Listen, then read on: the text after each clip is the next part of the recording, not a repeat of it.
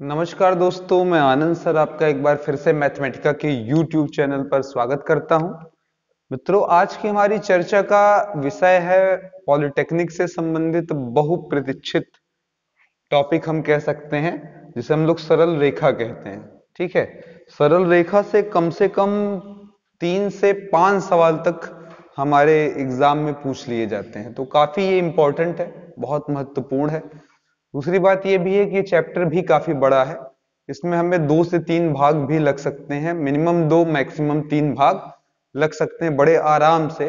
तो बहुत ध्यान से इसे पढ़िए, और इसका लिंक एक कड़ी का दूसरे कड़ी से बहुत अच्छे से है, तो इसलिए उसको बहुत ध्यान से समझना भी होगा अगर आप रेखा पर कमांड चाहते हैं। नहीं तो लोग काफी समय गवा लेने के बावजूद भी इस चैप्टर पर वो कॉन्फिडेंट नहीं फील कर पाते। तो आपसे मैं शुरुआत में इस बात की गुजारिश करूंगा कि कुछ भी स्किप मत करेंगे, क्योंकि पहले तो ये हाई स्कूल में रेखा नाम का जो टॉपिक है वो हमारे पास उपलब्ध था, तो चीजें आसान थी। अब ये फर्स्ट ईयर के सिलेबस में चले जाने के नाते हाई स्कूल से स्पेशली जो पास आउट बच्चे हैं वो स्ट्रेट लाइन यानी कि रेखा के बारे में बिल्कुल नहीं कुछ जानते हैं। तो आइए शुरू करते हैं। ये कोई स्पेशल रेखा नहीं है, बशर्ते ये है कि ये आपने इसके बारे में जो कुछ भी पढ़ा है वो बहुत ही कम। अगर मैं हाई स्कूल की बात करूं, स्ट्रेट लाइन की सिंपल बस परिभाषा पढ़ी कि दो बिंदुओं को अगर मिला दिया जाए तो ये क्या बन जाएगी, एक सरल रेखा बन जाएगी। लेकिन इस चैप्टर का हमारा जो टारगेट है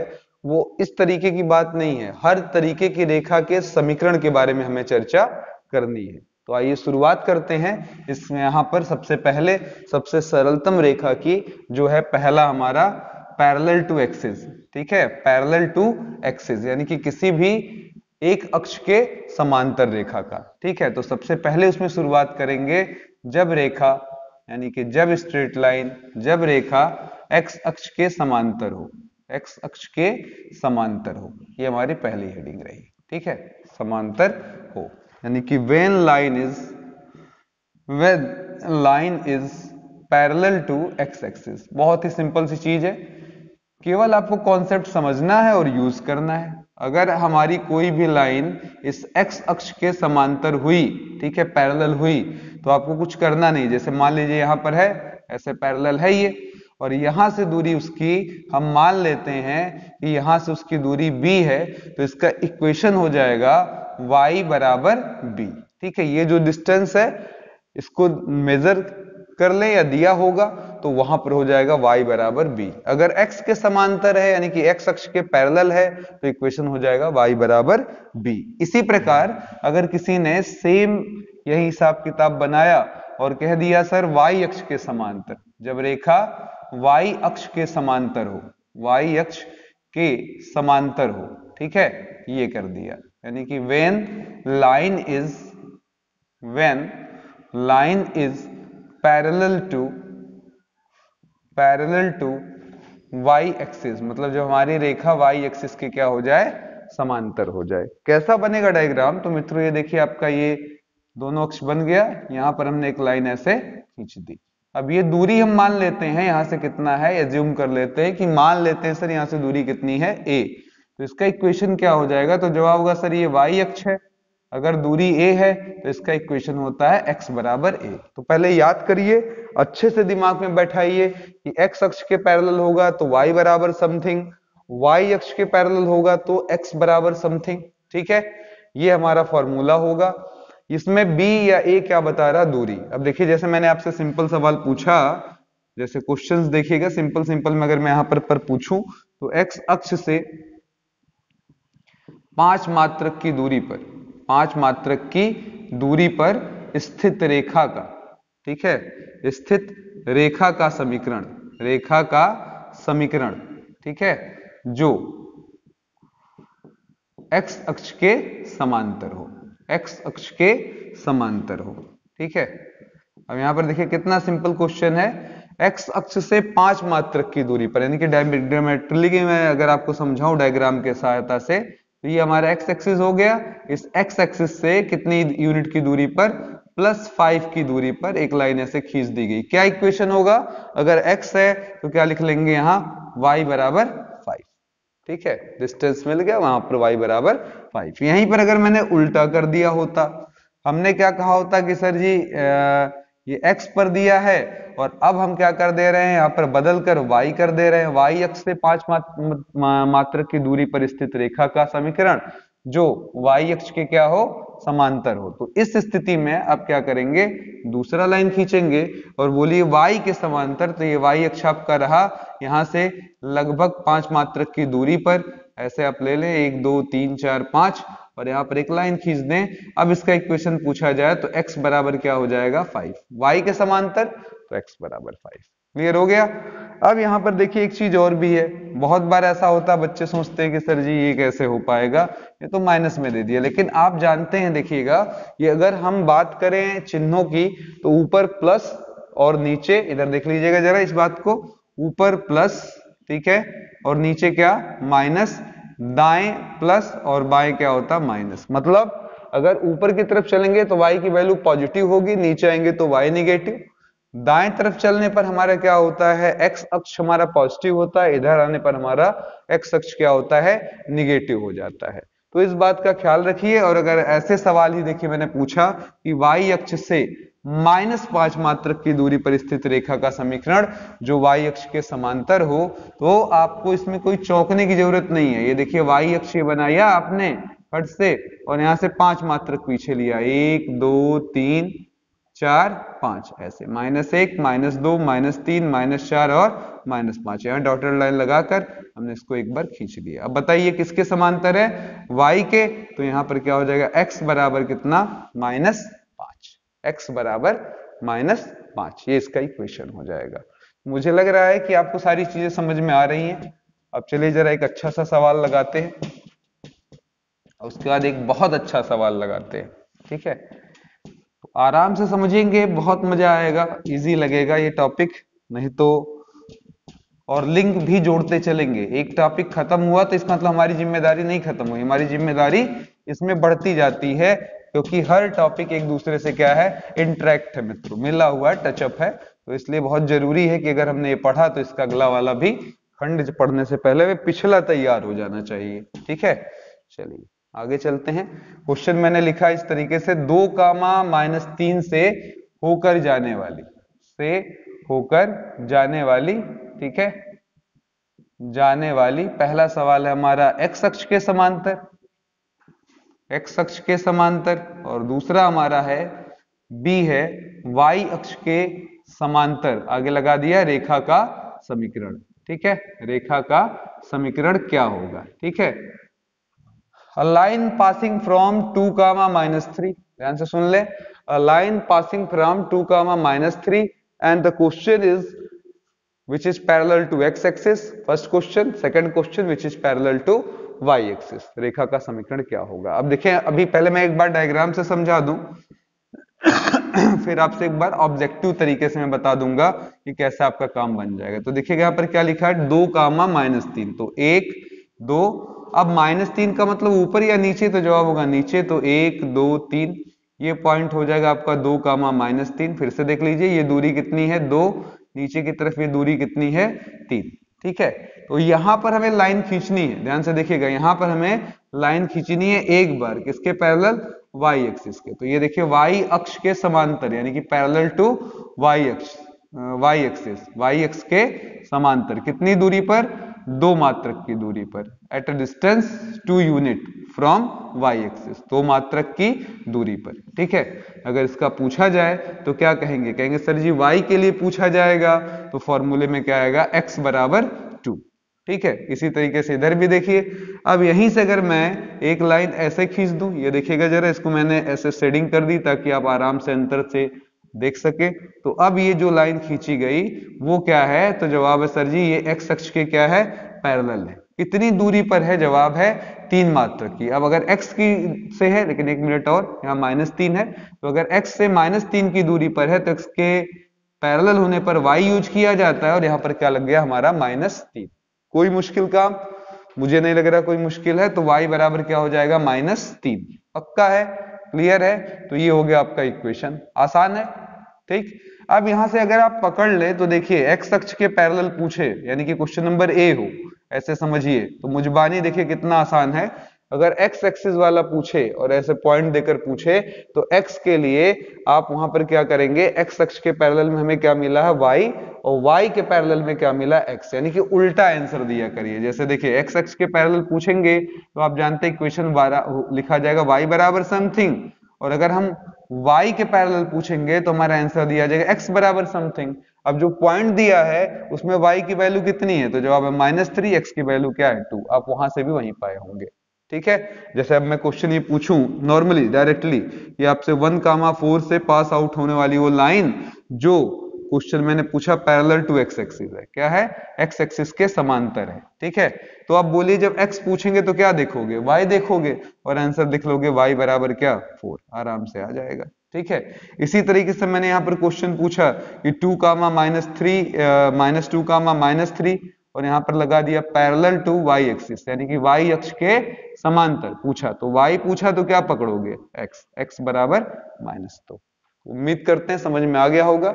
लेकिन इस बहाने ये भी समझ में आ गया कि अगर कोई चीज x के पैरेलल है, ध्यान से सुन लेना, नॉर्मली मैं आपको कुछ कहना चाह रहा हूं, उसको भी थोड़ा सा कॉन्सेप्ट पकड़िए ताकि मैं अगला सवाल जो बताऊं बहुत ही उम्दा है वो आपके समझ में आ जाए, ठीक है। यहां पर एक छोटी मोटी चर्चा और भी बन जाती है, हालांकि स्ट्रेट लाइन में उसे बताने का कोई मकसद नहीं है, लेकिन सवाल हमारे यहाँ कभी कभी आ जाता है, ठीक है। लेकिन उसके पहले ये ध्यान दीजिए, नॉर्मली कोई भी रेखा जो कि लीनियर इक्वेशन हो, लीनियर इक्वेशन का मतलब, हमारा कहने का मतलब हुआ रैखिक समीकरण हो, कैसा हो, रैखिक समीकरण, यानी कि लीनियर हो, कैसा हो, लीनियर हो। अगर वो लीनियर है तो इट इंप्लाइज या दर्शाएगा कि वह रेखा का समीकरण है, वह रेखा का समीकरण है। कोई भी इक्वेशन जो 1 डिग्री में लिखा जाएगा, so percentage equation of straight line, उसको स्ट्रेट लाइन होने से कोई रोक नहीं सकता है। लेकिन पहला पॉइंट देखिए, अच्छा इंपॉर्टेंट क्या निकल कर आया, इफ क्या हो गया, जरा ध्यान से देखिए, b 0 हो जाए, यानी कि b का गुणांक अगर 0 हो जाए तो ये फैक्टर पूरा गायब हो जाएगा, मिलेगा ax + c बराबर 0, यानी कि हमारा आ जाएगा x बराबर -c/a। अब बताइए क्या बन जाएगा, तो जवाब it implies parallel to y axis, यानी कि y अक्ष के समांतर रेखा का समीकरण। x बराबर कुछ मिलना, x बराबर 2, x बराबर -2, x बराबर 3, x बराबर 4, ये क्या बताता है, पैरेलल टू y एक्सिस, यानी कि इनडायरेक्ट में हमें कंडीशन मिल गई कि अगर कोई भी इस टाइप का इक्वेशन है, उसमें बीच यानी कि y का गुणांक अगर 0 हुआ, तब जाकर वो किसके पैरेलल होगा, y एक्सिस के पैरेलल लाइन दिखाएगा। मतलब y एक्सिस के पैरेलल होने के लिए y का कोफिशिएंट यानी कि गुणांक 0 होना चाहिए। इसी प्रकार देखिएगा, अगर किसी ने कहा a बराबर 0, ठीक है, तब बताइए क्या हो जाएगा, तो जवाब होगा सर ये पूरा वाला सेक्शन हमारा क्या होगा, 0 हो जाएगा, और फिर प्लस by प्लस c बराबर 0, तो y बराबर हो जाएगा -c/b, आ जाएगा। अब आप कह सकते हैं इट इंप्लाइज, ये क्या दर्शा रहा, y बराबर कुछ, y बराबर समथिंग, 1, 2, 4, 6, 8, ये क्या बताता है, पैरेलल टू x एक्सिस, क्या बताता है, पैरेलल टू x एक्सिस, एक लाइन को दर्शा रहा है, ठीक है। यानी कि अब यहां से फिर हम पकड़ कर ले आए कि अगर आप x एक्सिस के पैरेलल इक्वेशन चाहते हैं तो x का कोफिशिएंट ही गायब हो, क्योंकि x के पैरेलल होने का मतलब y बराबर कुछ, y का पैरेलल होने का मतलब x बराबर कुछ। तो पकड़ लिए हैं कि अगर इस टाइप का इक्वेशन हो तो आप क्या करेंगे, इस तरीके का आंसर दे सकते हैं। अब देखिए मैंने कितना सिंपल सा एक क्वेश्चन पूछा, और अगर ये कॉन्सेप्ट नहीं पता होता तो आप अच्छे लोग इसको नहीं बता पाएंगे, ठीक है। अब मैंने यहां पर लगा दिया इस तरीके से क्वेश्चन, ठीक है, ये है +5 बराबर 0, ठीक है, ये एक स्ट्रेट लाइन है। कैसे, आप कहेंगे सर ये मुझे दिख रहा है ax + by + c। इतने नादान आप नहीं है, खूब पढ़े रैखिक समीकरण, a का काम, b का काम, c का काम ये कर रहा है, ठीक है। पहला question, it is parallel to x axis, मतलब ये x अक्ष के समांतर है, ठीक है, क्या है, x अक्ष के समांतर है। क्वेश्चन ये है कि तो देन a बराबर क्या होगा, ऐसे भी सवाल बन सकता है। दूसरा, it is parallel to y axis, तो फिर पूछेगा देन b बराबर क्या होगा। देखिए इस टॉपिक में बहुत पेशेंस रखकर सुनते रहिए, समझते रहिए, आसान लगेगा और लिंक बनाए रखिए। कुछ भी स्किप करेंगे तो मामला बहुत गड़बड़ हो जाएगा, तो आराम से समझ लें, क्योंकि ये सब ऐसे टॉपिक्स हैं जिसके विद्वान बहुत कम मिलते हैं और चीजें समझ में आती हो जिनको, नहीं तो लोग रट्टा पर ही चलते हैं। तो पैरेलल टू एक्स एक्सिस का मतलब मैंने क्या बोला था आपसे, बोलिए। पैरेलल टू एक्स एक्सिस अगर आप हैं पैरेलल टू एक्स एक्सिस तो a जीरो, यानी कि खुद x का कोफिशिएंट जीरो होना चाहिए। इट इंप्लाइज, हम कहेंगे ये जो बड़ा आपने ये बनाया है यानी कि 3a minus two must be equal to क्या होगा, जीरो। और दूसरा वाले में क्या होगा, अगर आप y एक्सिस के पैरेलल है तो b जीरो, यानी कि खुद y का कोफिशिएंट जीरो होगा, है ना। तो देखिए पैरेलल टू y पूछे तो वहां पर क्या लगाएंगे, सेकंड क्वेश्चन के लिए 4b माइनस 8 बराबर जीरो। यहां से क्या मिल जाएगा, a बराबर माइनस उधर गया प्लस 2 बाई क्या 3, यहां से इंप्लाइज लगा b बराबर कितना हुआ, माइनस 8 उधर गया प्लस 8 बाई 4, 4 2 जा 8। a की वैल्यू 2 बाई 3 और b की वैल्यू 2, यानी कि अगर x अक्ष के आप समांतर हैं तो a का मान 2/3, y अक्ष के समांतर हैं तो b बराबर क्या हो जाएगा, 2 हो जाएगा। उम्मीद करते हैं ये पहली हेडिंग यानी कि पैरेलल टू द एक्सिस जो लाइंस का इक्वेशन होता है वो आपके बड़े ही अच्छे से समझ में आ गया होगा, ठीक है। अब चलिए अगले पॉइंट की तरफ चलते हैं, जो इस चैप्टर का हीरो है, मतलब उसके बिना ये टॉपिक समझ पाना आसान नहीं है। पूरे चैप्टर में हमारे काम में आएगा, तो बहुत ध्यान से इसको समझ लेते हैं, ठीक है। या तो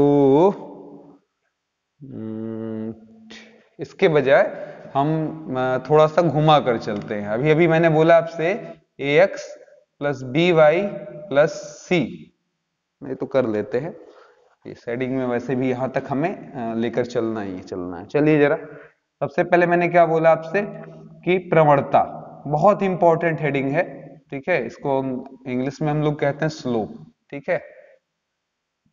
मोस्ट इंपॉर्टेंट टॉपिक, इसी से पूरा हमारा स्ट्रेट लाइन लगभग डील होता है।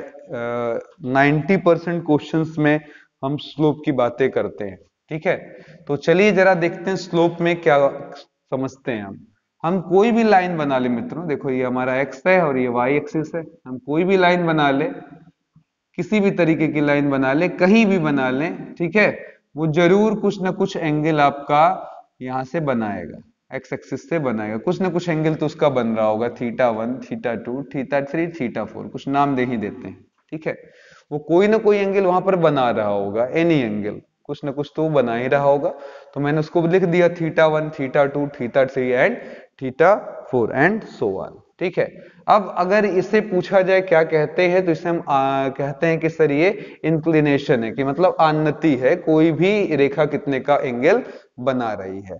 अब यही एंगल अगर आपको पता हो तो आप उसका प्रवणता यानी कि स्लोप जिसे m से दर्शाया जाता है, m बराबर लिख सकते हैं tan थीटा, ठीक है। प्रवणता या स्लोप, ठीक है, क्या लिख सकते हैं, m बराबर tan थीटा। लेकिन फिर से मैं अंडरलाइन कर रहा हूं, x एक्सिस से बनने वाला एंगल ये लिया जाता है। जैसे एग्जांपल क्वेश्चन मैंने पूछा, एक रेखा, ठीक है, एक रेखा x अक्ष से 135 डिग्री का एंगल बना रही, का कोण बना रही है,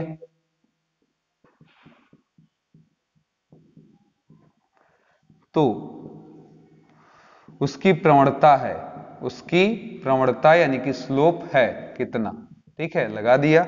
तो हल में आए कहे सर थीटा तो दे ही रखा है, कहां से एंगल दिया, देख लीजिएगा जरा, अंडरलाइन करिएगा, कभी कभी बदमाशी कर देता है। एक्स अक्ष से हमको दिया है, सवाल में भी मैं बदल कर दिखाऊंगा इसका क्या प्रभाव पड़ने वाला है, ठीक है। एक्स अक्ष 135 का कोण बनाता है, यानी कि थीटा बराबर क्या हो गया, 135, ठीक है। अब यहां पर हमारा क्या हो जाएगा m, तो m बराबर हो जाएगा tan थीटा, यानी कि tan 135 डिग्री। tan 135 का मान कितना होता है मित्रों, जवाब है सर -1। लीजिए कितने आराम से हमारा काम देखिए बन गया, tan थीटा बराबर tan 135, आंसर कितना -1। यानी कि इस डायग्राम की अगर मैं बात करूं तो देखिए कुछ ऐसा होगा कि हमारी लाइन ऐसे गई होगी, हम यहां से मेजर किए होंगे, 135 डिग्री आ रहा होगा, ठीक है। अब यहीं पर मैंने बदमाशी कर दी, देख लीजिएगा जरा मैंने क्या किया, इसको मिटाया, गौर करिएगा, मैंने मिटा दिया, यहां पर क्या लिख दिया अंडरलाइन करिए एक बार दो बार दे। ये मैंने पहला क्वेश्चन लगाया, ये दूसरा मैंने क्या लिख दिया, वाई अक्ष 135 का बनाती है। ये कैसे बनेगा, ये देखिए जरा, ये लाइन मैंने खींचा, ये आपका वाई होता, आपने कोई लाइन खींचा, मैंने बोला वाई अक्ष से, कहां से, वाई अक्ष से, इस वाई से वो 135 का कोण बना रही है। ठीक है, इसका मतलब कैसे, इधर देखिए, मान लीजिए ये मैंने खींचा और अब आप देख सकते हैं ये लाइन है हमारी, ये देख लीजिएगा। ठीक है, अब वाई एक्स से मैंने क्या बोला, 135 का एंगल बना रही है, एक मिनट, 135 का एंगल ये बना रही है, कहां से, वाई एक्सिस से, यानी कि ऐसे कुछ। ठीक है, ये हो जाएगा। अब बताइएगा जरा, यहां से देखिए ये वाई है और वाई एक्सिस से क्या हो जाएगा, ये इस तरीके से 135 का एंगल बना रही है। ध्यान दे रहे हैं, ये 135 का एंगल बना रही है। अगर ये 135 का बना रही है वाई एक्सिस से, तो एक्स से कितना बना रही होगी, ये भी हटा देते हैं और भी सिंपल में समझाते हैं। देखिएगा जरा, ये हमारा वाई है, यहां से 135 डिग्री तक हम चले गए। ठीक है, कितना, 135 डिग्री चले गए, बल्कि 135 के बजाय मैं थोड़ा सा सिंपल कर देता हूँ 30, तो शायद सबको समझ में आ जाए। इधर देखिएगा जरा, क्योंकि सभी समझना है, उसमें बाकी बातें तो बाद में। ये वाई एक्सिस हमारा, ठीक है, यहां से वो 30 बना रहा है, कितना बना रहा है, यहां से कोई लाइन कितने का एंगल बना रही है, 30 डिग्री का एंगल बना रही है। तो आपने ऐसे लाइन खींचा। अब ये बताइए, इधर से 30 है तो इधर से कितना होगा, क्योंकि मैं हमेशा याद रख ले, जब भी मैं प्रवणता की बात करूंगा तो एंगल कहां से नापा जाएगा, एक्स एक्सिस से मेजर किया जाएगा। तो ये कितना हो जाएगा, 60, क्योंकि ये ऑब्वियस है, ये दोनों एंगल मिलाकर कितना होता है, 90। तो यहां पर देखिएगा, वाई एक्सिस से एंगल यानी कि कोण वाई अक्ष से 30, अतः एक्स अक्ष से, अतः एक्स अक्ष से कितना हो जाएगा, 60 और 30 90 होता तो 60 आ गया। अब बताइए जरा, m बराबर कितना, तो जवाब हो जाएगा tan 60। tan 60 की वैल्यू, जवाब है सर √3। ठीक है, अब ये सब tan 60, tan 135, ये सब चीजें आपको त्रिकोणमिति के मान वाला एक चैप्टर है जो कि इस पर अपलोडेड ऑलरेडी। ठीक है, उसको आप देख सकते हैं, त्रिकोणमिति कोणों के मान, इस नाम से दिया गया है, इसमें वीडियो पढ़ा हुआ ऑलरेडी, या पूरी त्रिकोणमिति ही पड़ी हुई है, आप उसको पूरा देख लेंगे तो बहुत ही अच्छा है। ठीक है, चलिए, कभी कभी हमको भटकाने के लिए कुछ एंगल्स भी बदमाशी वाले आते हैं। ठीक है, जैसे ऐसे दे देगा कि एक्स अक्ष से, ठीक है, एक्स अक्ष से, अब तो आपको हिंदी इंग्लिश से प्रॉब्लम नहीं होगी, एक्स अक्ष से tan इनवर्स -3/4 का कोण बनाता है, tan इनवर्स -3/4 का कोण बनाता है। अब फिर पूछेगा कि बताओ जरा बाबू कि m क्या होगा, m क्या होगा, तो आप क्या कहेंगे, सर हम तो बस जानते हैं कि x से कोण दिया है, ये कितना, ये कुछ अजीब सा, क्या दिया अजीब सा, tan इनवर्स 3/4, पर हम इसे बोलेंगे तो थीटा ही ना, क्योंकि ये तो एंगल बोल रहा है कि सर ये एंगल है, कोण है, एंगल है, हमने लिख दिया। अब स्लोप का मतलब क्या होता है, m बराबर क्या, tan थीटा, तो थीटा की जगह आपने ही लगा दिया tan इनवर्स 3/4। अब आराम से दोनों हट जाएंगे और आंसर क्या आ जाएगा, 3/4। ठीक है, आसान है। चलिए, अब स्लोप निकालने की, यानी कि प्रवणता निकालने की एक और विधि की तरफ चलते हैं। आप कहेंगे सर जी ये दूसरी विधि की क्या जरूरत है। ठीक है, तो प्रवणता यानी कि स्लोप निकालने की दूसरी विधि। अब इसमें देखिएगा, जैसे मैं कहता हूं एक डॉक्टर से मेरा काम नहीं बना, दूसरा दिखाने की क्यों जरूरत है, क्यों, क्योंकि पहले डॉक्टर ने शायद मेरा ट्रीटमेंट संतुष्टिदायक नहीं किया होगा, इसलिए मैंने किसी एक डॉक्टर को छोड़कर दूसरे डॉक्टर को पकड़ लिया। यहां भी मैं ही बोलूंगा कि अगर हमें किसी स्ट्रेट लाइन का स्लोप निकालना था तो हो सकता है एंगल वाला मेथड फेल कर गया हो, इसलिए हमें किसी अन्य मेथड की जरूरत होगी। तो इसीलिए ये सेकंड जुगाड़ देखिए स्लोप निकालने का। अब अगर मैंने कोई लाइन लिया, तो बचपन से आप पढ़ते आ रहे हैं, किसी लाइन के पास हो रहा है, कहां से या कैसे लाइन बन रही है, इसके लिए हमें केवल और केवल कितने पॉइंट की जरूरत होती, 2, और इन 2 पॉइंट्स को जोड़ने पर केवल और केवल एक स्ट्रेट लाइन बनती है। ठीक है, केवल और केवल कितनी, एक स्ट्रेट लाइन बनती है। तो अगर आपको ये 2 पॉइंट पता हो, पिछले वाले में क्या पता था, फिर अंडरलाइन करिएगा, एंगल, अभी लास्ट में बहुत काम पड़ेगा इसका, दूसरे वाले वीडियो में लगभग बीच में इसका बहुत यूज पड़ेगा। तो दूसरा हमारा क्वेश्चन क्या मैंने बोला कि अगर आपको ये 2 पॉइंट दे दे और अब स्लोप पूछे, तब एंगल नहीं दिया, ये एंगल मैंने नहीं दिया, नीचे वाला ये जो एंगल होता था ये नहीं दिया, इसके बजाय क्या दे दिया, 2 पॉइंट दे दिया, तब आपसे अगर कोई स्लोप पूछे तो m बराबर हो जाएगा y2 - y1 upon x2 minus x1। ठीक है, ये सिंपल फॉर्मूला आप लगा सकते हैं। जैसे क्वेश्चन हमारे पास है 4,5, इसको आप नाम दे देंगे x1, y1 तथा -4,3 से होकर जाने वाली ठीक है रेखा की प्रवणता, ये आपसे पूछा मैंने। ठीक है, the line passing from point 4,5 and -4,3, then what is its slope, उसका स्लोप क्या होगा। ग्रेडियंट भी बोला जाता है स्लोप को अंग्रेजी में कभी कभी, तो ध्यान दीजिएगा, कंफ्यूज ना होइएगा नाम से। उसको स्लोप या ग्रेडियंट बोल सकते हैं। तो tan थीटा बराबर, एंगल है नहीं हमारे पास, y2 माइनस y1, ये अगर x1 y1 है तो दूसरा पॉइंट क्या हो जाएगा, x2 y2। तो क्या लिखेंगे, y2 माइनस y1, नीचे क्या लगा देंगे, x2 माइनस x1। बोलिए y2 की वैल्यू कितनी है 3, y1 की वैल्यू कितनी है 5। फिर नीचे आते x2 माइनस x1 तो 4 हो गया, माइनस लगा दिया फिर 4 के पीछे। ठीक है, तो क्या आ जाएगा हमारा tan थीटा या m बराबर क्या हो जाएगा। ठीक है, तो जवाब है 3 में से 2 गया -2 और नीचे 4 4 मिलकर -8। ठीक है, ये दोनों कट गया, 2 चौक का 8। ठीक है, तो ये हो गया आपका m। अच्छा, ये पिछले वाले में हमारा इनवर्स कहां से आया था, तो देखिए अगर मैं पूछूं 1/4 कितने एंगल पर होगा, हालांकि मैं त्रिकोणमिति में समझा चुका हूं, तो आपके पास कोई टेबल में जवाब नहीं होगा। हम क्या क्या जानते हैं, 0 कब होगा, 1/√3 कब होगा, √3 कब होगा, इनफाइनाइट कब होगा, 1 कब होगा, -1 कब होगा। 1/4 के लिए मुझे टेबल की जरूरत पड़ जाएगी। तो ऐसा एंगल आने पर ही जब थीटा पूछा जाए कि एंगल कितना होगा, तो इसी tan को उधर भेजकर लिख दिया जाता है इस स्टाइल से, tan इनवर्स, और आगे अंक जो भी हो, 1/4, 2/4, 3/4, 5/4 जो भी हो, वो आप उठाकर वहां पर लिख लेते हैं। मैंने बोला कि अगर आप ध्यान से मेरी बातें को समझते रहेंगे तो मैं गारंटी देता हूं आपको कोई प्रॉब्लम नहीं होगा। ठीक है, बहुत आराम से सारी चीजें समझ में आ जाएंगी। ठीक है, चलिए अब यहां पर तक समझने के बाद, स्लोप समझने के बाद, line parallel to X axis यानी कि एक्स अक्ष के समांतर वाई अक्ष के समांतर रेखा समझने के बाद, अब थोड़ा सा मैं फिर से फ्लैशबैक में आता हूं, पीछे जाता हूं थोड़ा सा। मैंने आपसे थोड़ी देर पहले बोला कि ये जो ax प्लस बी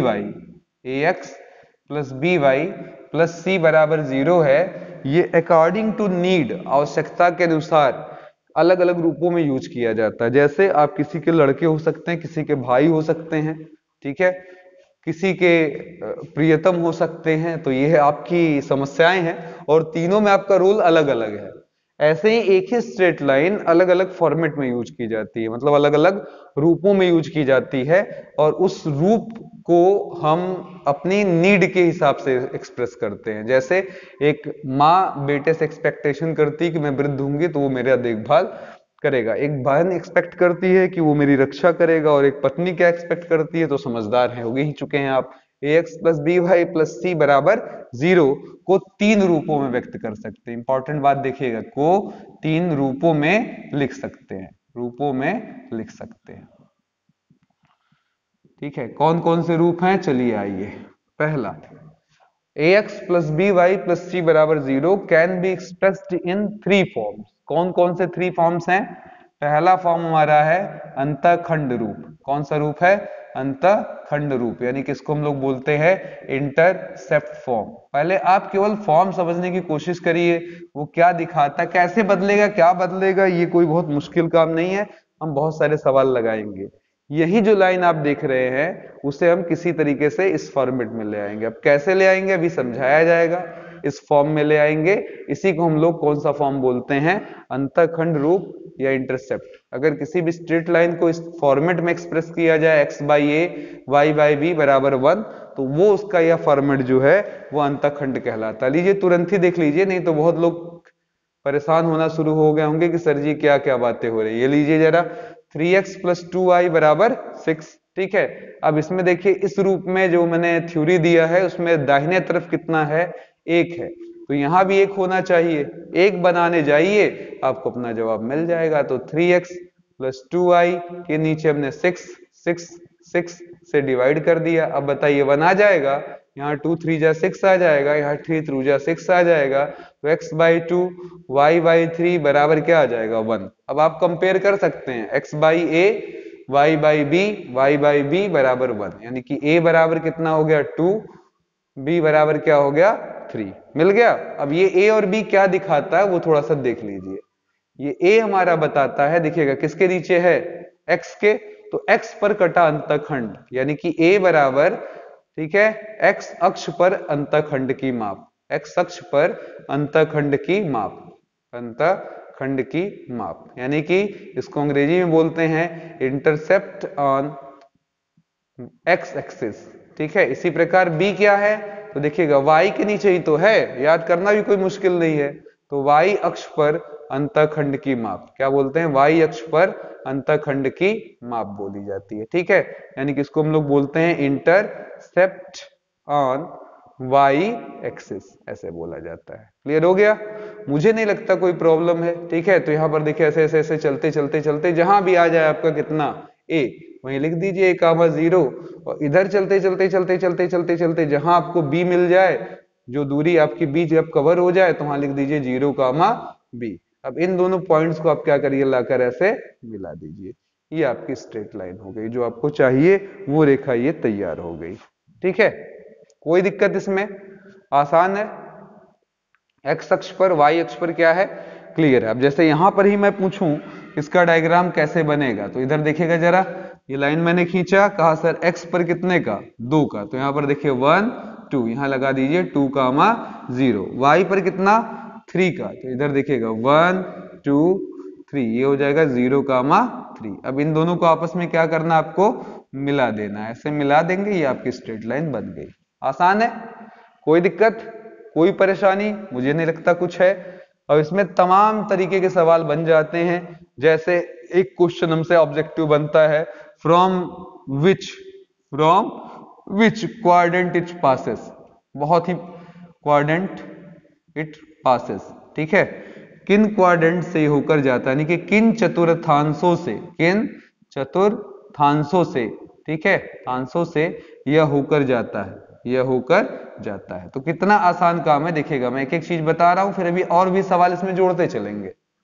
तो आप देख सकते हैं, इसको थोड़ा बढ़ा दें, इसको बढ़ा दें, ये कौन सा है पहला, ये कौन सा है दूसरा, ये कौन सा है हमारा चौथा, तो ये कहां कहां से जा रहा है, आंसर है सर ये फर्स्ट, सेकंड और फोर्थ से होकर जा रहा है। फिर से देख लीजिएगा, हमारा जो ये लाइन है वो कहां कहां से होकर जा रहा है, फर्स्ट से, सेकंड से और फोर्थ से, 3 क्वाड्रेंट से पास आउट कर रहा है। कोई मुश्किल नहीं लग रहा मुझे, कोई मुश्किल है, आसान है, आप थोड़ा सा ध्यान देंगे सारी चीज आपके समझ में आ जाएंगी। क्लियर, चले अब इसी तरीके से इस पर एक सवाल और बनता है, ये तो मैंने समझा दिया कॉमन सेंस का। वो देखिए क्या क्वेश्चन बनेगा, इंटरसेप्ट ऑन एक्स एक्सिस, ये है A, intercept on X Y axis B. अब ये क्या ट्रायंगल नहीं बन रहा है, बोलिए, ये त्रिभुज का क्षेत्रफल कभी कभी पूछ लेता है, त्रिभुज का क्षेत्रफल, ये कैसा त्रिभुज है जरा बता दीजिएगा, तो जवाब है समकोणी। समकोणी त्रिभुज का क्षेत्रफल क्या होता है, हाफ गुणे आधार गुणे ऊंचाई, हाफ गुणे ए इंटू बी। अब यहाँ मॉड लगा देना इसलिए जरूरी है, कभी कभी ए और बी माइनस में भी आ सकता है, लेकिन एरिया माइनस में नहीं। अब इसी सवाल में मैं पूछूंगा इसका एरिया कितना होगा, तो यहाँ होगा इसका क्षेत्रफल, ठीक है, त्रिभुज, इसको नाम दे दें ओ ए बी, ठीक है, चलिए क्या देते, त्रिभुज ओ ए बी का क्षेत्रफल। अब आप बता सकते हैं आराम से, ये दूरी कितनी है, 2 है, ये दूरी हमारी कितनी है, 3 है, तो क्या कहेंगे, हाफ इंटू 2 इंटू 3, कट गया, 3 स्क्वायर यूनिट, 3 वर्ग मात्रक। आसान है, ठीक है। कभी कभी यहां पर लेंथ भी पूछ लेता है, कहता सर अगर इसको आप बी कह रहे हैं, ठीक है, उस किनारे को ऊपर वाले को ए, नीचे वाले को बी कह रहे हैं, तो आपसे कभी कभी पूछ लेता लेंथ ऑफ ए बी, क्या पूछ लेता है, लेंथ ऑफ ए बी। तो यहां पर बोलिए जरा ए बी बराबर क्या हो जाएगा, कहेंगे सर जी यहां पर दूरी सूत्र लग जाएगा, डिस्टेंस फॉर्मूला लग जाएगा, क्या पड़ा हुआ है, x2 माइनस x1 का whole square, y2 minus y1 का होल स्क्वायर, तो b minus 0 y2 minus y1, x2 minus x1 0 minus a का होल स्क्वायर, ऐसे लगा दीजिए। इसी में देख लीजिएगा, इस डायग्राम में हमने लेंथ ऑफ ए बी पूछा, तो आप कह सकते हैं अंडर रूट लगाइए सर, और इधर देखिए जरा 3 माइनस 0 का क्या हो जाएगा होल स्क्वायर, 0 माइनस 2 का क्या हो जाएगा होल स्क्वायर, तो 9 और 4 मिलकर क्या हो जाएगा अंडर रूट 13, 9 4 13। कोई प्रॉब्लम? ये रहा हमारा जुगाड़, समझ में आ गया। अब इसी पर एक सवाल मैं और लगा देता हूं, काफी हौच पौच हो जाएगा नहीं तो पता चला लोग डिस्टर्ब हो जाएं। तो आइए अगले क्वेश्चन की तरफ बढ़ते हैं। ठीक है, इस पर बहुत सारे सवाल बनेंगे, आप देखते जाइएगा। मैंने फिर एक क्वेश्चन ले लिया, पहले भी समझना है, इसको खूब समझ लेना है। 4x माइनस 3y बराबर 12, इस पर भी वो सारे क्वेश्चन है। पहला हमारा कि इंटरसेप्ट कितना काट रहा है एक्स एक्सिस पर, intercept on Y axis, area of triangle कहां से होकर गुजर रहा है, ये सब कुछ। तो आइए जरा देखें। पहले राइट हैंड में क्या लाने की चेष्टा होनी चाहिए, 1 1 लाने के लिए क्या कर देंगे 4x बाई 12 लगा देंगे, 3y बाई 12 लगा देंगे, यहाँ 12 बाई 12 यानी कि पूरे इक्वेशन में 12 से क्या करेंगे भाग दे देंगे। अभी मजा नहीं आ रहा, इधर देखिएगा जरा, यहाँ पर बीच में माइनस आ रहा है और हमारे रूल में क्या बीच में बताया गया प्लस, तो इस माइनस को नीचे उतार लेंगे, सॉरी नीचे उतार लेंगे, तो y के नीचे आ जाएगा -4 बराबर क्या हो जाएगा 1। अब बोलिए इट इंप्लाइज a बराबर कितना, तो जवाब है 3 और b बराबर कितना है, तो जवाब है सर -4। a का मान 3 है, b का मान -4 है। तो चलिए जरा इसका डायग्राम बनाते हैं। बोलिए जरा x को कहां पर 3 पर, तो एक मिनट इस तरीके से बना लेते हैं। पॉजिटिव है, ध्यान दीजिएगा, ये x पॉजिटिव है, इधर देखिए ये हमारा +3, तो 1 2 3 3 कामा 0, ये लेंथ कितनी 3 यूनिट हो गई है ना। दूसरी कितना है +4 या -4, तो जवाब है सर -4, तो 1 2 3 4 यानी कि 0 कामा -4, ये हो गया। अब इन दोनों को आपस में क्या करें ऐसे मिला दें। ठीक है, ये हमारी लाइन हो गई। ठीक है, थोड़ा और बड़ा कर ले, अब जितना चाहें उतना सवाल इस पर पूछ दें, इसको नाम भी दे देते हैं ए बी। अब आराम से बताइए जरा पहले सवाल का जवाब, ये गुजरता है, ये गुजरता है यानी कि इट पासेस फ्रॉम, ठीक है गुजरता है कहां कहां से बताइए जरा, पहले से, चौथे से, तीसरे से, तो फर्स्ट कामा थर्ड कामा फोर्थ क्वाड्रेंट से। ये पहला है, ये दूसरा है, ये तीसरा है, ये चौथा, इसका कहीं से भी देख सकते हैं, दूसरे से कोई संपर्क नहीं है। तो पहला है, तीसरा है और चौथा है। दूसरा एरिया ऑफ ट्रायंगल यानी कि त्रिभुज का क्षेत्रफल, तो आप जानते हैं हाफ गुणे आधार गुणे ऊंचाई, आधार गुणे ऊंचाई, समकोणीय त्रिभुज है, कोई मुश्किल नहीं है। समकोणीय त्रिभुज में आधार ये तो ऊंचाई है, या ये आधार तो ये ऊंचाई, ये तो कर्ण होता आपका हाफ 3 इंटू क्या हो जाएगा 4, पर 4 के बजाय -4 ही हम ले ले तो हम मॉड लगाकर 2 दूना 4 3 दूना 6 स्क्वायर यूनिट हो जाएगा, यानी कि 6 वर्ग मात्रक। लेंथ ऑफ ए बी यानी कि इसको ऐसा ही पूछता है अक्षों के बीच, अक्षों के बीच रेखा की लंबाई, रेखा की लंबाई। तो यहाँ देखिए दो अक्ष है ना, ये x है और ये क्या है y, इनके बीच में लंबाई, इसी को भी बोलेंगे। तो अंडर रूट लगाकर 0 -4 का होल स्क्वायर माइनस ऑफ -4 का क्या होल स्क्वायर, और फिर उसके बाद हमारा 3 -0 का होल स्क्वायर, तो 25 25 का अंडर रूट क्या आ जाएगा 5। अब यहाँ पर कभी कभी कोई मिड पॉइंट पूछ लेता है यानी कि मध्य बिंदु, तो मैं समझता हूं मध्य बिंदु या मिड पॉइंट का फॉर्मूला किसी को बताना नहीं है। इस रेखा का पूछ लेता है मिड पॉइंट, तो बहुत लोग घबरा गए, तो ऐसा नहीं है, जो आप जानते हो बस वो लगा दो। क्या होता है मिड पॉइंट का फॉर्मूला, याद है सबको, x1 + x2/2 y1 + y2/2। पुरानी बातें ना भूल जाइए मित्रों। तो बोलिए जरा क्या हो जाएगा 3 + 0/2 और 0 + -4/2, यानी कि आंसर आ जाएगा 3/2 -2।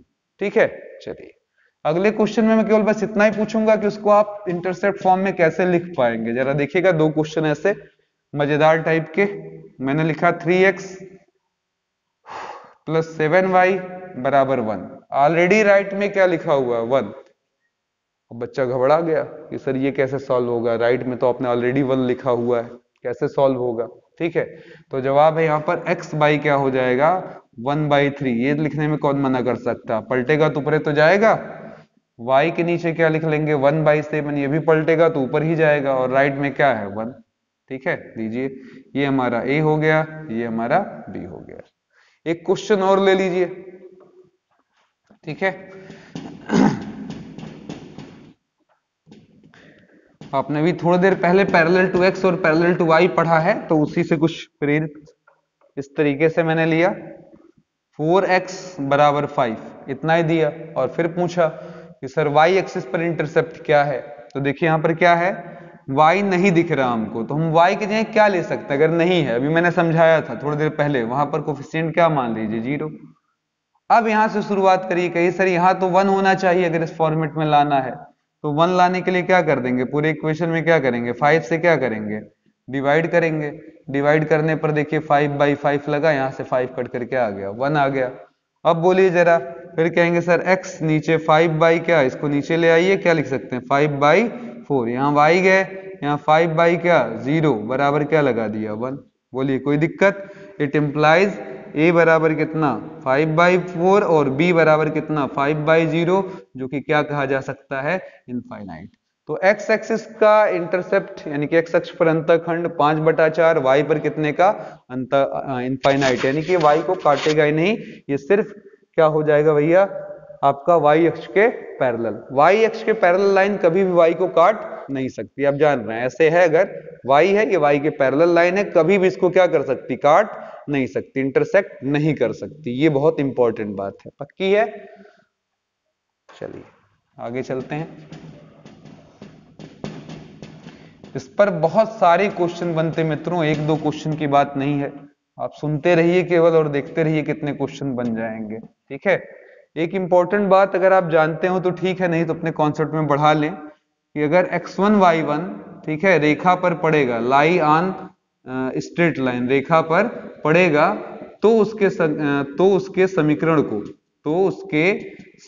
को संतुष्ट करेगा, ठीक है, संतुष्ट करेगा। मतलब अगर उसका समीकरण मान लें ax plus B Y plus C बराबर क्या था 0, तो बराबर सी था, तो वहां पर आप x के जगह x1 y के जगह y1 रख सकते हैं, ये इसका सेंस हुआ, ठीक है। इट इम्प्लाइज ये हुआ, ठीक है। इफ लाइन पासेस फ्रॉम, इसी को मैं बोल रहा हूं इंग्लिश में, if line passes from x1 y1 and equation of line is, line का इक्वेशन मान ले ax plus B y equal to c, then ये अपने आप कंडीशन आप यूज कर सकते हैं सवाल सॉल्व करने के लिए, जहां x है वहां x1, जहां y है वहां y1, अपना स्वार्थ सिद्ध करने के लिए आप ये काम कर सकते हैं, ठीक है। चलिए जरा क्वेश्चन की बात कर लें, ठीक है। एक रेखा, क्वेश्चन है, एक रेखा x तथा y अक्ष पर, एक रेखा x तथा y अक्ष पर समान अंतःखंड काटती है, समान अंतःखंड काटती है, ठीक है। इक्वल इंटरसेप्ट, समान अंतःखंड काटती है। एक रेखा x तथा y अक्ष पर समान अंतःखंड यानी कि इक्वल इंटरसेप्ट काटती है, ठीक है। यदि वह 2,4 से होकर जाए, if it passes from 2,4 then, तब उसका समीकरण क्या होगा, ठीक है। ये क्वेश्चन रहा हमारा अगला।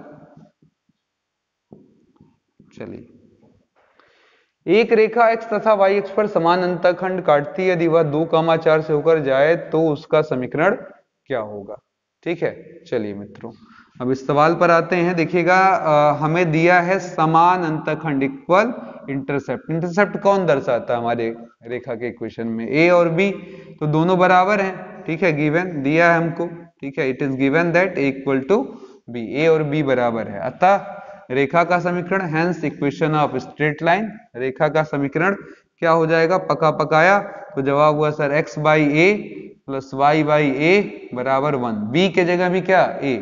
अब बोलिए इनका एलसीएम a आएगा, उधर चला जाएगा, तो ये इक्वेशन मिल गया x प्लस वाई बराबर a।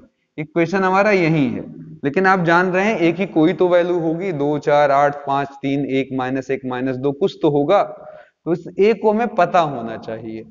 अब ये पता होने के लिए देखो आपको हेल्प लिखा हुआ है कि ये कहां से होकर जाता है, 2,4 से। उधर पढ़िए, अगर कोई भी पॉइंट से रेखा होकर जाए तो हर बार सवाल में हम यही कॉन्सेप्ट यूज कर लेते हैं कि उसको उठाकर रख देते हैं। अब इस पर मैं एक ऑब्जेक्टिव भी पूछ रहा हूं जो हमारे एग्जाम्स में आया हुआ है। तो 2,4 ठीक है, लाइन यानी कि रेखा पासेस थ्रू, ठीक है, गुजरती है कहां से, पासेस थ्रू 2,4, हेंस क्या होगा, इस 2 और 4 को यहां रख सकते हैं, 2, x के जगह 2, y के जगह 4, तो 2 धन 4 यानी कि 4 2 6। ए बराबर कितना आ जाएगा हमारा 6, ए बराबर 6। और उत्तर यानी कि आंसर क्या हो गया हमारा फ्रॉम 1 यानी कि 1 से हमारी रेखा का समीकरण x प्लस वाई बराबर a, x प्लस वाई बराबर क्या हो जाएगा 6।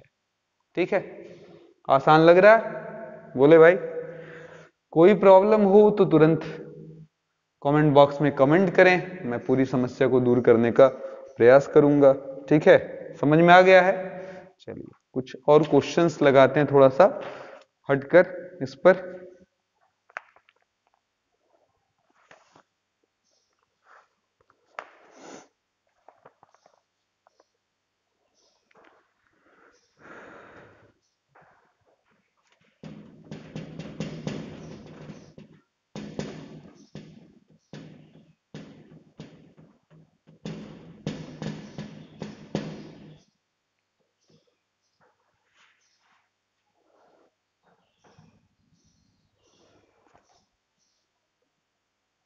नेक्स्ट क्वेश्चन हमारा बना इस तरीके से, हाँ एक मिनट, मैं आपसे ये पूछ रहा था कि एक ऑब्जेक्टिव सवाल है जो हमारे एक बोर्ड में सॉरी हमारे पॉलिटेक्निक एग्जाम में पूछा गया इस तरीके से कि 3x प्लस 4b y बराबर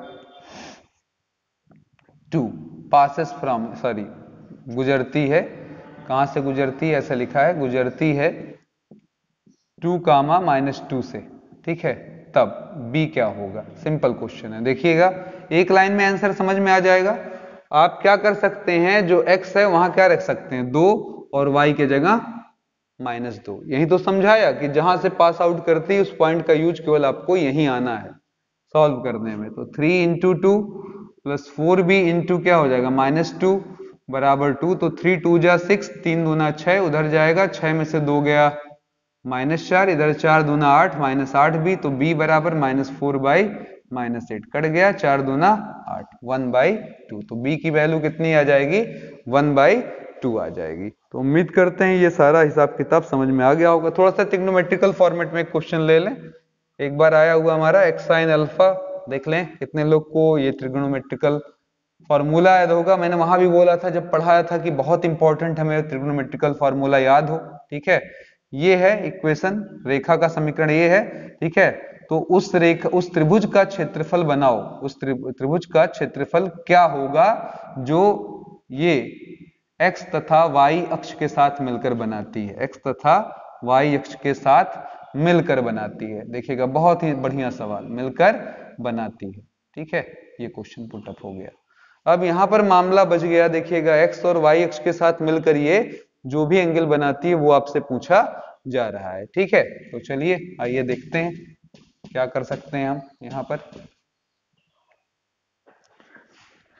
हल में आए क्या sir, x sine alpha plus y sign alpha बराबर साइन 2 अल्फा। अब देखिएगा जो लड़का ये जानता होगा केवल वो लगा सकता है इस सवाल को। साइन 2 थीटा का फॉर्मूला होता है 2 साइन थीटा कॉस थीटा।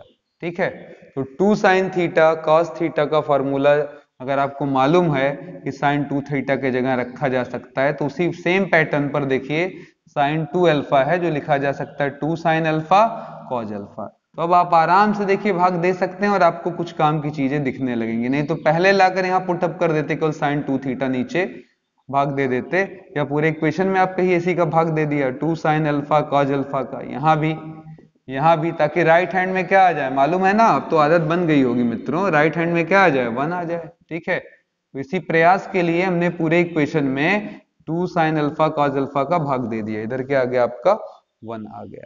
ठीक है, चलिए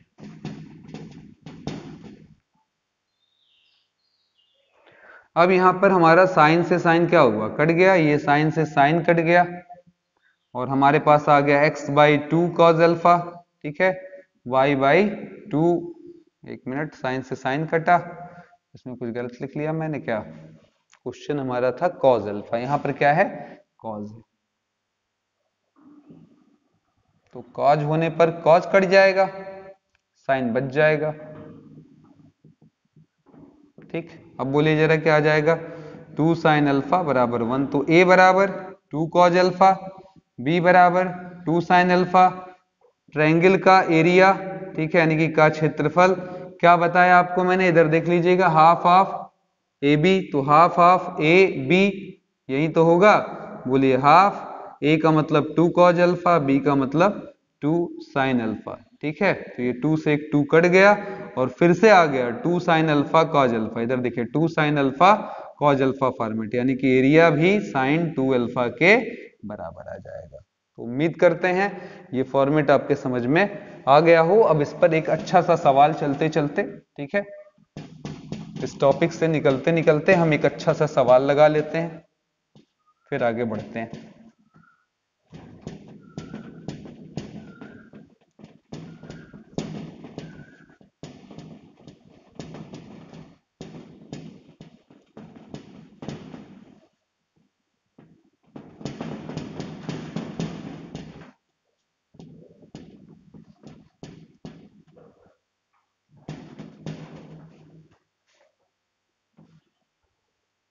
लास्ट क्वेश्चन हमारा,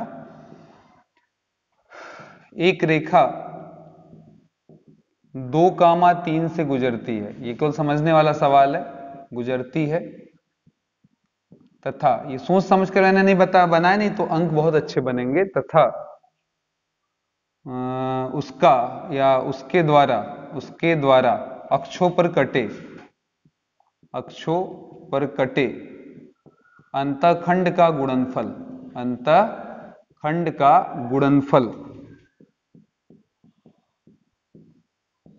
14 है, 14, तब रेखा का समीकरण क्या होगा। अब आप बिल्कुल तैयार हैं क्योंकि आपसे सारी बातें लगभग हो चुकी हैं, जरा ध्यान से देखिए। सबसे पहले क्या लिखा हुआ है, एक रेखा 2,3 से होकर गुजरती है, ठीक है, तथा उसके द्वारा अक्षों पर कटे अंतःखंड का गुणनफल 14 है, तब रेखा का समीकरण क्या होगा, ठीक है। आइए देखते हैं। माना रेखा का समीकरण कितना मान लिया जाए, तो जवाब हो गया sir ji x by A plus y by B बराबर 1, ये मान लें इक्वेशन अपना, ठीक है। अब ये 2,3 से गुजरती है तो लिख दीजिए, मतलब चूंकि ये 2,3 से जा रही है तो 2,3 से जाने का मतलब क्या हुआ, अब तो आप समझदार हैं, x के जगह क्या आ जाएगा 2, y के जगह 3, तो 2 बटा ए प्लस 3 बटा बी बराबर 1, ठीक है। यहाँ पर नीचे क्या आ जाएगा हमारे पास ए बी, इसे क्रॉस गुणा कर देंगे, ठीक है, तो ये क्या आ जाएगा 2b प्लस 3a बराबर 1, इसको उधर भेज दिए तो 2b प्लस 3a, और ए बी देखिएगा यहाँ पर लिखा अंतःखंड का गुणनफल, अंतःखंडों का गुणनफल, ठीक है, अंतःखंडों का गुणनफल, यहाँ पर क्या लिखा है अंतःखंडों का गुणनफल, ठीक है, कितने के बराबर हमको दे रखा है, गुणनफल हमारा क्या है बराबर 14, तो हमने कहा सर इसका मतलब ये हुआ कि अंतःखंड एक ए होता है दूसरा बी, तो ए बी का गुणा कितना 14, तो यहाँ पर हम क्या लगा सकते हैं, यहाँ पर 14 रख दिए, ठीक है। तो ये हो गया 2b प्लस 3a बराबर 14, इक्वेशन नंबर क्या हो गया हमारा 1, ठीक है।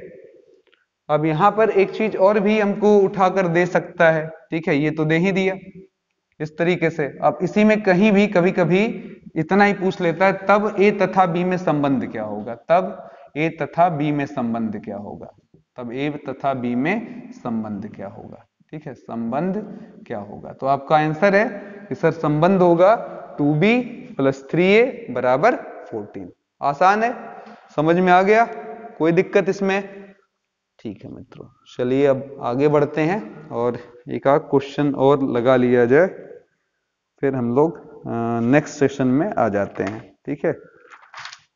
ये हम समझ चुके हैं लगभग, अब हम इसमें एक थर्ड पार्ट पढ़ा लेंगे, रेखा 3 फॉर्म में व्यक्त की जा सकती है, ठीक है। तो अब हम पहला फॉर्मेट पढ़ चुके, कौन सा, अंतःखंड, दूसरा होता है प्रवणता रूप, पर प्रवणता रूप जब मैं घुसूंगा तो वहां पर एक बात आ जाएगी कि इक्वेशन ऑफ स्ट्रेट लाइन, तुरंत सरल रेखा का समीकरण, उसका एंगल वगैरह सब निकालना हम लोग शुरू कर देंगे, तो इसीलिए मैं उसके बजाय अब इसका थर्ड फॉर्मेट पर आ रहा हूं, रेखा का लंब रूप, ठीक है। थर्ड फॉर्मेट क्या है, रेखा का लंब रूप, अगला फॉर्मेट आपका रेखा का लंब रूप, ठीक है, नॉर्मल फॉर्म ऑफ लाइन, आसान है, ठीक है। उसी रेखा के समीकरण को, किस रेखा के समीकरण को, ax प्लस by बराबर सी को अगर आप इस तरीके से बदल ले जाइए इस रूप में, x cos alpha y sine alpha बराबर, ठीक है, पी, ठीक है, तो इसी फॉर्म को हम लोग क्या बोलते हैं, नॉर्मल फॉर्म या लंब रूप। फिर से देख लीजिएगा, ax प्लस बी वाई बराबर सी को अगर आप किसी तरीके से x cos alpha plus y sine alpha बराबर p फॉर्म में बदल ले जाएं तो इसे हम लोग क्या कहते हैं, नॉर्मल फॉर्म बोलते हैं, ठीक है। अब कहेंगे सर जी ये सब अल्फा पी यू क्या है, तो उसके लिए थोड़ा सा डायग्राम देख लीजिए। अभी अभी आपने डायग्राम बनाया था, ये x है ये y है, अगर इंटरसेप्ट फॉर्म होगा तो ऐसे डायग्राम बनेगा, ठीक है। अब इस इंटरसेप्ट डायग्राम तक पहुंचने के लिए हमें यहां से परपेंडिकुलर ड्रॉप करना पड़ेगा। अगर डालें हम मूल बिंदु से इसके ऊपर लंब डालें तो इसकी लंबाई को ही हम लोग इस सवाल में क्या बोल रहे हैं, p, और ये जो परपेंडिकुलर x एक्सिस से एंगल बनाएगा उसी को क्या कहते हैं, अल्फा।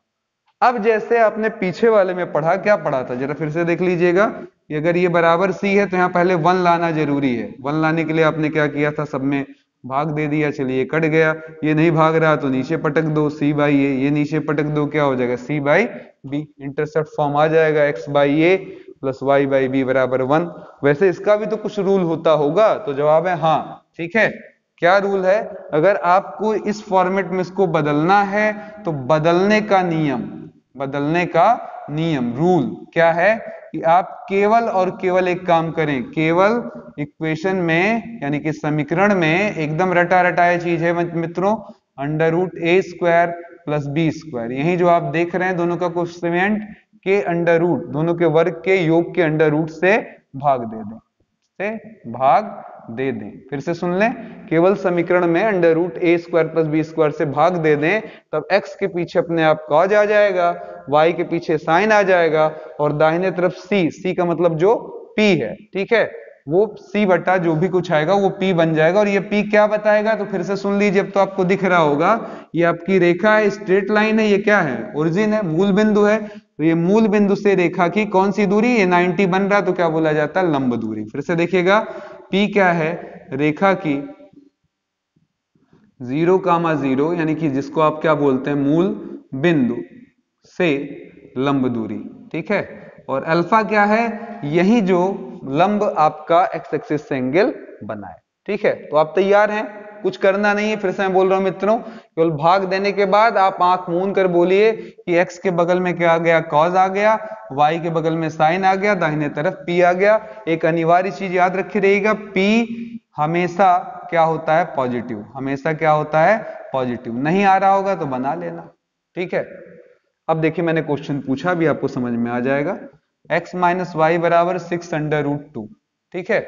हमने पूछा क्वेश्चन क्या, पहला कि इस रेखा की मूल बिंदु से लंब दूरी,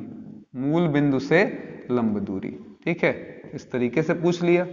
और यहीं पर हमने एक और सवाल पूछ लिया कि लंब, ठीक है, x अक्ष से कितने का कोण बनाएगा, यही तो है अल्फा, x अक्ष से कितने का कोण बनाएगा, ये क्वेश्चन है, कोण बनाएगा, ठीक है। तो अब चलिए इन दोनों ही क्वेश्चन को जानने के लिए क्या करेंगे, कहेंगे सर आइए सवाल को पहले हम अपने इस फॉर्मेट में बदल लें। इसमें बदलने के लिए रूल पढ़ लीजिए एक बार फिर से, अंडर रूट क्या करेंगे, ए स्क्वायर प्लस बी स्क्वायर से भाग देंगे, बल्कि मैं पहला सवाल है तो प्लस लगा दे रहा हूं ताकि आपको बहुत डिस्टर्ब ना करूं। तो बोलिए जरा, x प्लस वाई बराबर 6 रूट 2, इसके पीछे कुछ नहीं है 1, तो इसके पीछे कुछ नहीं है 1। अब हम क्या करेंगे, इक्वेशन में यानी कि समीकरण में क्या करेंगे, अंडर रूट, बोलिए जरा, x के पीछे क्या है 1, y के पीछे क्या है 1, तो 1 का स्क्वायर प्लस 1 का स्क्वायर का भाग दे देंगे, ये आ जाएगा अंडर रूट 2, ठीक है, अंडर रूट 2 आ जाएगा से भाग देने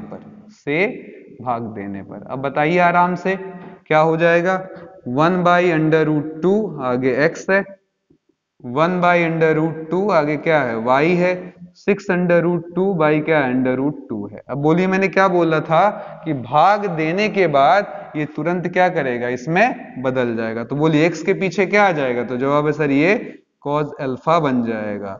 y के पीछे क्या आ जाएगा, तो जवाब है सर ये साइन अल्फा बन जाएगा। और दाहिने तरफ राइट हैंड में आपका क्या आ जाएगा, मैंने बोला था सर राइट हैंड में आपका क्या आ जाएगा, पी आ जाएगा। फिर से देख लीजिएगा, एक्स के पीछे क्या आ जाएगा, कॉज अल्फा, वाई के पीछे क्या आ जाएगा, साइन अल्फा, और दाहिने तरफ क्या आ जाएगा, पी आ जाएगा। बात समझ में आ रही है? कोई प्रॉब्लम हो रही हो तो बताइए। क्लियर हो गया? अब यहाँ पर आंसर देना है हमको, तो बोलिए जरा क्या दे दें? कहेंगे सर यहाँ आइए और अच्छे से समझिए जरा। एक्स कॉज अल्फा बराबर 1/+1/√2, साइन अल्फा बराबर +1/√2। तो पहले सवाल का जवाब दीजिए कि अल्फा कितना होगा। तो जवाब होगा सर एक्स भी प्लस है, वाई भी प्लस है। अब मैं आपको याद करा दूं एक बार, बहुत लोग शायद भूल गए हों। यहाँ पर देखिए, मैं पहले साइन लूंगा फिर कॉज। यहाँ पर ध्यान दीजिएगा, मैंने पैटर्न है साइन कामा कॉज, ठीक है। तो साइन हमारा यहाँ क्या होता है, पॉजिटिव, कॉज भी क्या होता है, पॉजिटिव। यहाँ साइन पॉजिटिव, कॉज निगेटिव। यहाँ साइन और कॉज दोनों ही निगेटिव, यहाँ साइन निगेटिव और कॉज क्या होता है, पॉजिटिव। केयर करिएगा, उसी आधार पर एंगल का जवाब दिया जाएगा। तो यहाँ दोनों चीजें क्या हैं, पॉजिटिव हैं, साइन भी कॉज भी। तो किस क्वाड्रेंट में हैं आप? तो जवाब होगा सर जी फर्स्ट में है। और फर्स्ट में ऐसा एंगल बताइए जब साइन या कॉज की वैल्यू 1/√2 होती हो, तो आप आराम से बता देंगे कि सर अल्फा बराबर कितना डिग्री हो जाएगा, 45 डिग्री, 45 डिग्री। और यहां पर अगर पूछे मूल बिंदु से रेखा की लंब दूरी, मूल बिंदु से रेखा की लंब दूरी, रेखा की लंब दूरी, तो आपका आंसर आ जाएगा सर रेखा की लंब दूरी कितने के बराबर, 6 के। सीधे सीधे कितने के बराबर, 6 के। क्लियर? क्लियर? बिल्कुल क्लियर हो गया होगा, ठीक है। चलिए आगे बढ़ते हैं। कॉन्सेप्ट समझ में आ गया है? भाग देना है √a² + b² से, यहाँ के सवालों में। चलिए दूसरा सवाल एक लगाते हैं, तो थोड़ा सा क्वालिटी मिलेगी हमें, तब समझ में ज्यादा आएगा, ठीक है। चलिए अगला क्वेश्चन हम लोगों ने ले लिया। नेक्स्ट कुछ ऐसा कि काम बने। चलिए √3x - y = 8 ऐसे लिख दिया हमने, ठीक है। अब क्वेश्चन पूछा कि भैया अब बताओ क्या क्या होगा आंसर, मतलब मूल बिंदु से रेखा की लंब दूरी, यहां बल्कि -8 भी लगा देते हैं ताकि थोड़ा सा थिंकिंग और आपकी बढ़ जाए। इसकी मूल बिंदु से रेखा की लंब दूरी, और ये जो लंब एक्स एक्सिस से एंगल बनाएगा वो, यानी कि पी और अल्फा का मान क्या होगा, ठीक है। चलिए तो यहां दिखेगा समीकरण में किसका भाग देंगे, यहां पर 1 दिख रहा है साइलेंटली, बिल्कुल दिख रहा होगा। यहां पर √3 का क्या हो जाएगा, होल स्क्वायर, यहां पर -1 का होल स्क्वायर, तो 3 1 4, और 4 का अंडर रूट क्या आ जाएगा, 2 से भाग देने पर, से भाग देने पर, ठीक है। जब दे देंगे तो क्या आ जाएगा, √3/2x, ठीक है, ये क्वेश्चन नंबर 2 है।